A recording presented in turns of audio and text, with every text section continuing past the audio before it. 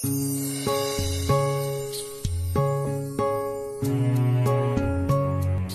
নাও মল্লার, একটু খেয়ে নাও। আস্তে আস্তে আস্তে আস্তে, দেখে দেখে দেখে, সাবধানে। জেঠিমণি, দাদুর সব গোছগাছ হয়ে গেছে? না, এখনো হয়নি। মামুনি, তুমি একটু শোনো, এসো। মামুনি, মামুনি, তোমার ছেলে আসছে, খুব রাগ রাগ ভাব দেখলাম। আবার কি হলো কি জানি। রঞ্জা, রঞ্জা, রঞ্জা কোথায়? মা, ও পাগলের মতো কি সমস্ত কথা বললো পণ্ডিতজিকে, যেটা কোনো মানেই হয় না। তার মানে দাদু তো আরো চটে গেছে। বাবা, একেই আমার উপর রেগে আছে। তার কি বললো রঞ্জা? কি বললো দাদুকে? ওকে বলে দাও আহির, রঞ্জিনী মুখোপাধ্যায় কারোর উপকার ভুলে যায় না।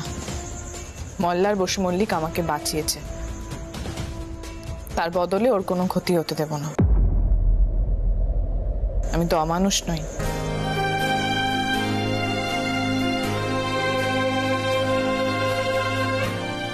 মল্লার যে দাদুকে কতটা ভালোবাসে, বা দাদুকে ছেড়ে যেও থাকতে পারবে না, বা দাদু যে মল্লারের জীবনে কতটা গুরুত্বপূর্ণ, সেটা আমি বুঝি। আরে রঞ্জা, তুই বাবাকে বললিটা কি? সেতারের পরীক্ষা নিয়ে কিছু কথা হয়েছে?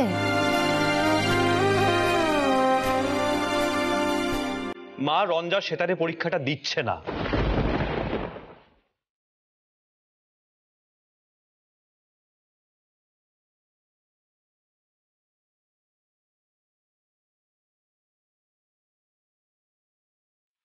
মল্লার,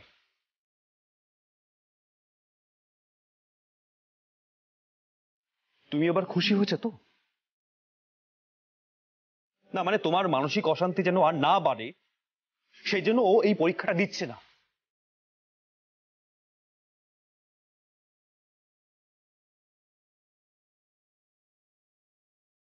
ও এতদিন ধরে এটার জন্য প্রিপারেশনস নিয়েছে, ও কিন্তু শেষমেশ পরীক্ষাটা দিচ্ছে না।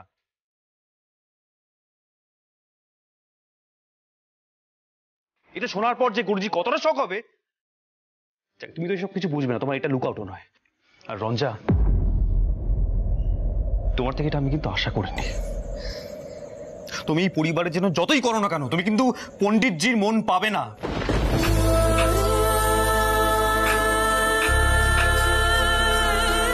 তাহলে গান বাজনা সব গেল, তাই তো? তোমার থেকে এটা আমি সত্যি আশা করিনি, সত্যি। যাকে তোমরা যা খুশি করো, যা খুশি করো তোমরা। মল্লার ঠাকুরপো, এভাবে রঞ্জার সেতারটা বন্ধ হয়ে যাবে? আপনি কিছু করবেন না? পিলু, তার কোনো দরকার নেই। পণ্ডিতজি আবার গৃহত্যাগ করবেন, পণ্ডিতজির নাতি থামে ঘুষি মেরে মেরে আবার হাত থেকে রক্ত বার করবে। দরকার নেই এসবের। আমার সেতার বাজানোরই কোনো দরকার নেই।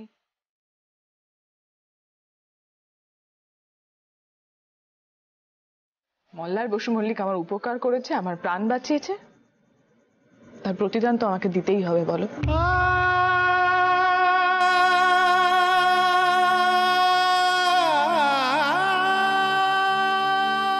এসব পাগলামো হচ্ছে রঞ্জা, পুরোপুরি পাগলামো। বড় বউ,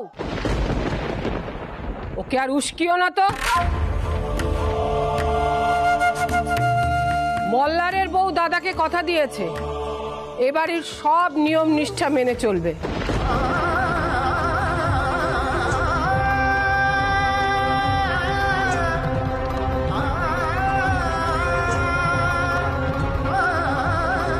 কি বাছা, তাই তো? কি রঞ্জা, তুমি এসব কথা দাদুকে বলেছো? মানে হঠাৎ এভাবে? তাতে দোষের কি আছে বাছা? ওকে তো এবারের উপযুক্ত বউ হয়ে উঠতে হবে। যাক, এতদিনে তবু সুবুদ্ধিটা হয়েছে। আর দাদা আপাতত স্থির করেছে এ বাড়ি ছেড়ে এক্ষুনি যাচ্ছে না। এই কথাটাই সবাইকে বলতে এলাম। ভালো কথা বড় বউ, দাদা বলেছে আজ রাতে মল্লারের বউয়ের হাতের রান্না খাবে, মল্লারের বউয়ের হাতে লুচি খাবে বলেছে দাদা। দেখো বাছা, রান্নাটা যেন ঠিক হয়, আগের বারের মতো আবার পিন্ডি রান্না করে বসো না যেন। জয় মা, জয় মা, জয় মা, জয় মা।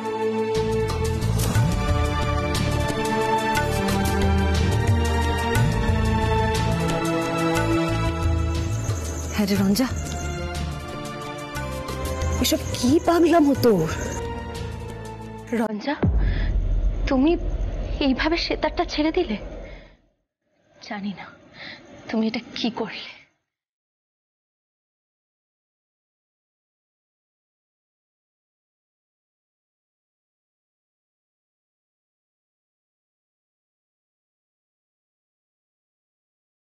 আমারও সত্যি তোকে কিছু বলার নেই রঞ্জা। তোর রাগ হলো না অভিমান হলো কি জানে বাবা।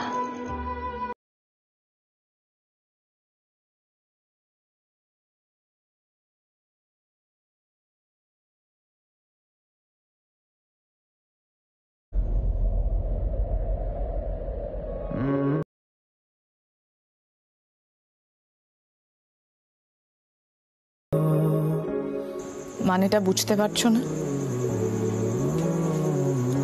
আমার জেদের জন্য তোমার এতটা আঘাত লেগেছে শরীরে।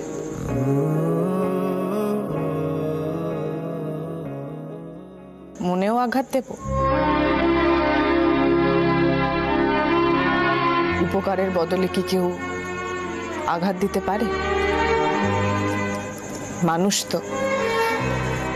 কি করব বলো? আমি যদি এটা না করতাম তাহলে পণ্ডিতজি গৃহত্যাগ করতেন, আর পণ্ডিতজি গৃহত্যাগ করলে তুমি আরো অমানুষ হয়ে উঠতে। তাই শোধবোধ করে দিলাম।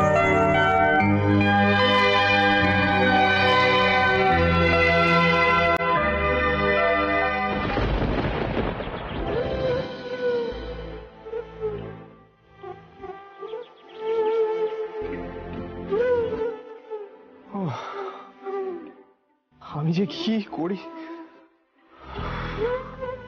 পারছি না, পারছি না, পারছি না।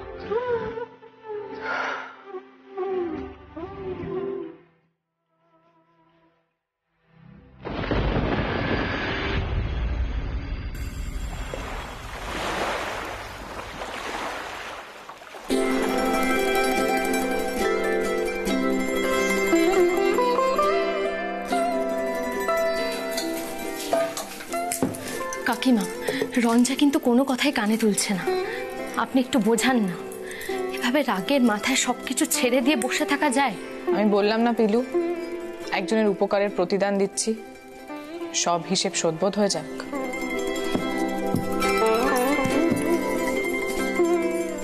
রঞ্জা, তুমি আর মল্লার কিসের এত হিসেব নিকেশ করছো বলো তো? শাশুমা, আমরা আর 5টা কাপলের মতো নর্মাল কাপল নই। আমাদের বিয়েটাই বিশ্বাসের উপর নির্ভর করে হয়নি, তাই শত্রুতা তো থাকবেই, আর হিসেব নিকেশও থাকবে।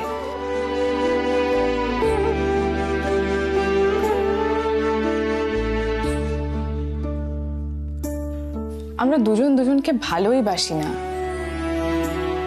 বরং বরং একে অপরকে ভীষণ ঘৃণা করি, অপছন্দ করি। আর কেউ যদি কারোর উপকার করেও ফেলে নিজের অজান্তে, তাহলে তার ঋণ শোধ করে দেব না?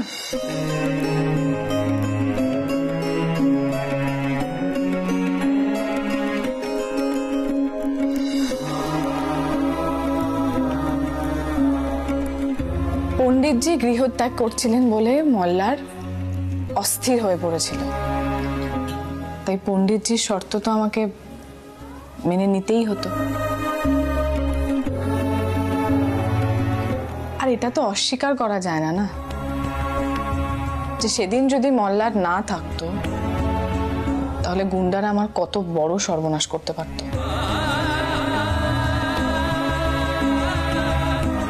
তাই শাশুমা আমাকে বলুন কি করতে হবে, আমি করে দিচ্ছি। রঞ্জা, তুমি তো জানো বাবা খাওয়া দাওয়া নিয়ে ভীষণ খুঁতখুঁতে। তুমি যাই করো না কেন বাবার সেটা পছন্দ হবে না। আমি বলি কি, তুমি এসবের মধ্যে ঢুকো না, কেমন? এসব আপনি কি বলছেন শাশুমা? কেন বলছেন? পণ্ডিতজি জানতে পারলে তো আপনার গলা কেটে নেবে।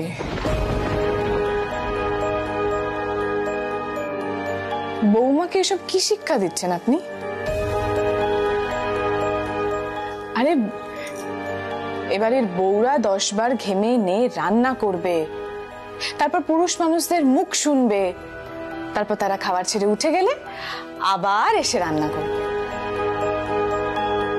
তাহলেই না এবারের ট্র্যাডিশনটা বজায় থাকবে।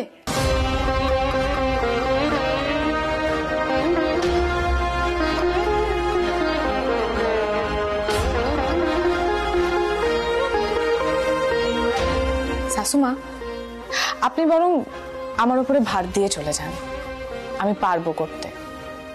আপনি ঠাকুর ঘরে যাবেন না? যান।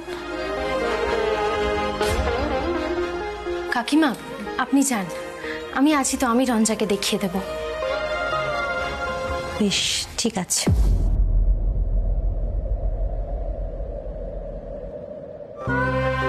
এই পাগলিটার কাণ্ড কারখানা না আমি কিচ্ছু বুঝতে পারি না।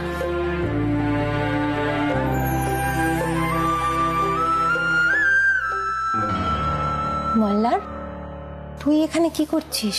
মা, রঞ্জা এসব কাজ পারবে? বলছে তো পারবে। জানিস মল্লার, আগে যখন মেয়েটাকে ভুল বুঝতাম তখন মনে হতো না পারলে চলবে কেন। এখন মনে হচ্ছে এসব কাজ ওর জন্য নয়, সব গেল মেয়েটার।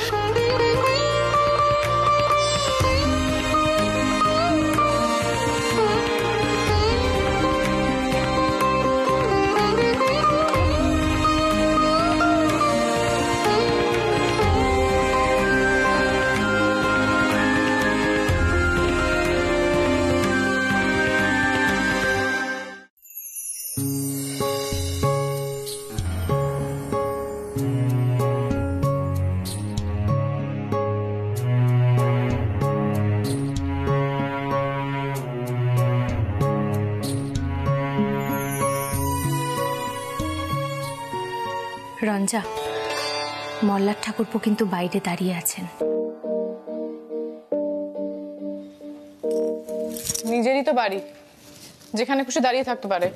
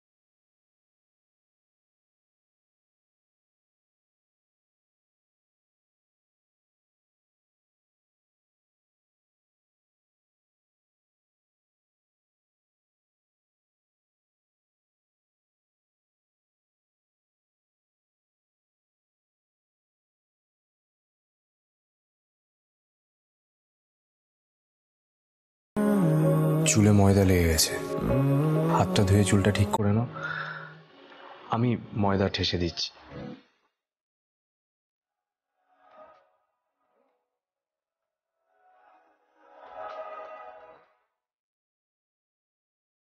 কি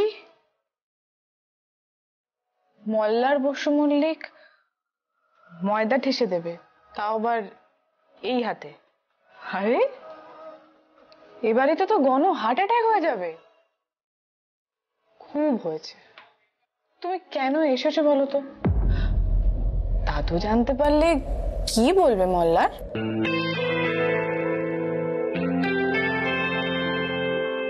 সবসময় খোঁচা মেরে কথা বলাটা কি জরুরি?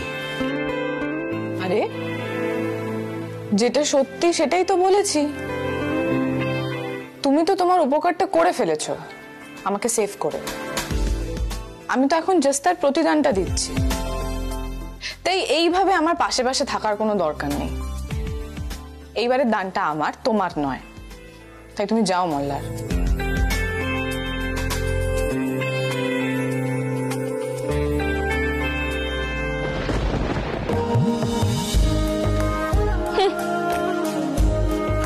পাগলের মতন থামে হাত টুকে টুকে আমাকে শিক্ষা দেবার বেলায় মনে ছিল না, এখন এসেছে। আমার সেতার বাজানোটা বন্ধ হয়ে গেল, বুঝতে পেরেছে? সেটা কোনো রিয়েলাইজেশন আছে না। এখন এসেছে আমার সাথে হেল্প করতে, হেল্প করতে। রঞ্জা এরকম একটা সিদ্ধান্তে আমি সত্যি কিন্তু কোনো মাথা মুন্ডু বুঝলাম না ছোটকা। আর পণ্ডিতজিকে ধরে রাখার জন্য ও নিজের ক্যারিয়ারে এত বড় একটা ক্ষতি করছে কেন, সেটাও আমি জানি না। এই বাড়িতে কেউ কিছু করতে দেবে নাকি বৌদিকে? আর এরপর তো দাদা দাদুকে আর কিচ্ছু বলবে না দাদা ভাই, আর বলা উচিত নয়। দাদু এগুলো ইচ্ছা করেই করেন। রঞ্জা শেষে রান্নাঘরে গিয়ে লুচি করছে, সে তার পরীক্ষা দেবে না বলছে পেল। মা বিপত্তি হইল, দাদা যদি খবরটা পায় তাহলে আঘাত পাইব, খুব আঘাত পাইব। কাকা বাবু, আমরা ওকে বারবার বোঝাচ্ছি, কিন্তু ওর না কোথাও একটা অভিমান হয়েছে। অভিমান? কিসের অভিমান? এই বাড়িতে এসব কেউ বোঝে নাকি? আচ্ছা বাবা, এই পরিস্থিতিতে অহনার এঙ্গেজমেন্টে যাওয়ার কথা আমি কি করে বলবো? কে অহনাটা? কে? বাবা, অহনা আমার আর রঞ্জার বন্ধু। কালোর এঙ্গেজমেন্ট, ও বারবার করে বলেছে রঞ্জাকে নিয়ে যেতে। আমি কই কি মামুনি, ওই কথাগুলো এখন ভুলে যাও। কেন বাবা? ভুলতে বলতে কি অবস্থা হয়েছে বৌদির? আহিদা, বলছিলাম তুমিও কিছু বলছো না রঞ্জার ব্যাপারে? না রে রঙ্গন, আমি বারবার কি প্রতিবাদ করবো বলতো? আর এবারে তো রঞ্জান নিজেই হাত তুলে দিয়েছে, সেখানে তো আমার কোনো বলার জায়গাই নেই। কি করব বল?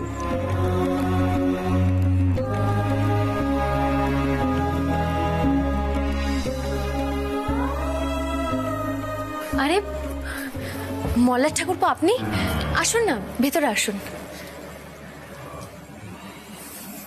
কাকাবাবু এসেছে আপনার খোঁজ নিতে। কইতাছি কি, মাল্লার আছো কেমন? এই দেখো দিনি কি অবস্থা, হাত নাকি অনেকটা কাটছে শুনলাম। তেমন কিছু নয়, ঠিক হয়ে যাবে। আপনি বসুন না, চা খাবেন না? হ্যাঁ, আমি দিচ্ছি। আচ্ছা রাই, তুমি রঞ্জাকে নিয়ে কোথাও একটা যাওয়ার কথা বলছিলে না? হ্যাঁ মল্লারদা, কাল আমাদের বন্ধুর এঙ্গেজমেন্ট আছে। ও বারবার করে বলেছে রঞ্জাকে নিয়ে যেতে, কিন্তু রঞ্জার সাথে তো আমার দেখাই হলো না। দেখা কেন হবে না, আমি ডাকছি। বিলু, একবার একটু আসবে গো, লুচিটা তো। ছোটকা, রঙ্গন, মল্লিকা, রাই, তোমরা সবাই কখন এলে? মল্লিকা, তুমি শাশুমার সঙ্গে দেখা করেছো? বোধহয় ঠাকুর ঘরে আছেন। না বৌদি, আসলে বাবা বললেন তাই এলাম। আমরা এক্ষুনি চলেই যাব। আরে একবার কাকিমার সঙ্গে দেখা করে আসুন। দরকার নেই। রাই, তুমি রঞ্জাকে কি বলবে বলছিলে? বলে নাও, তারপরে চলো। রঞ্জা, কাল অহনার এঙ্গেজমেন্ট আছে, ও বারবার করে বলেছে তোকে যেতে, তুই যাবি কিন্তু। না রাই, আমি কোথাও যাব না। আমি পণ্ডিতজিকে কথা দিয়েছি যে ওনার সব কথা মেনে চলবো।